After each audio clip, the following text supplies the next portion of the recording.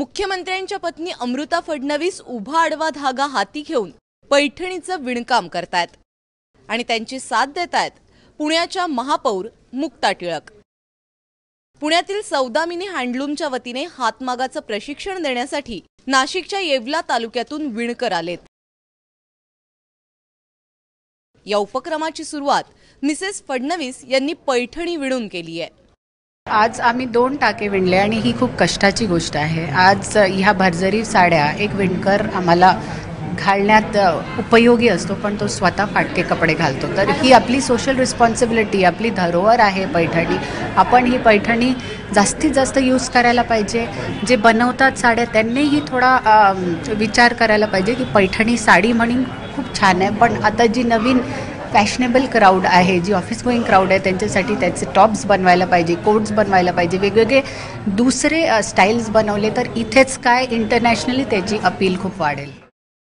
पैठणीची विक्री वाढावी आणि त्याचा फायदा विणकरांना व्हावा यासाठी हा उपक्रम आयोजित करण्यात आलाय। पुढील 1 महिना तुमची इच्छा असेल तर तुम्ही इथे येऊन पैठणी विणकाम करू शकाल।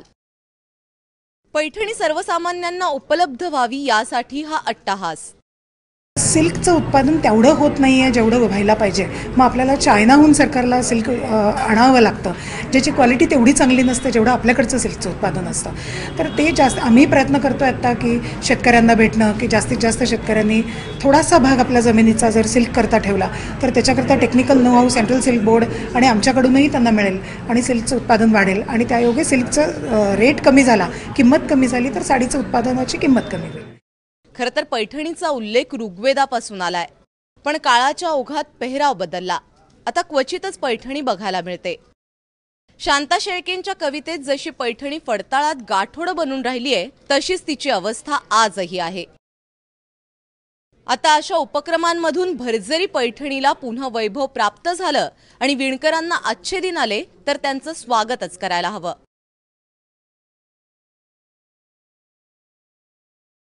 आज आपण असंख्य ब्रँडचे कपडे पाहतो।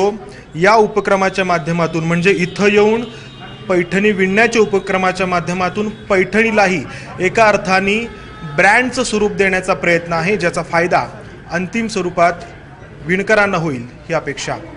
कॅमेरामन विजय राऊत, समंदार गोंजारी, ABP माझा, पुणे।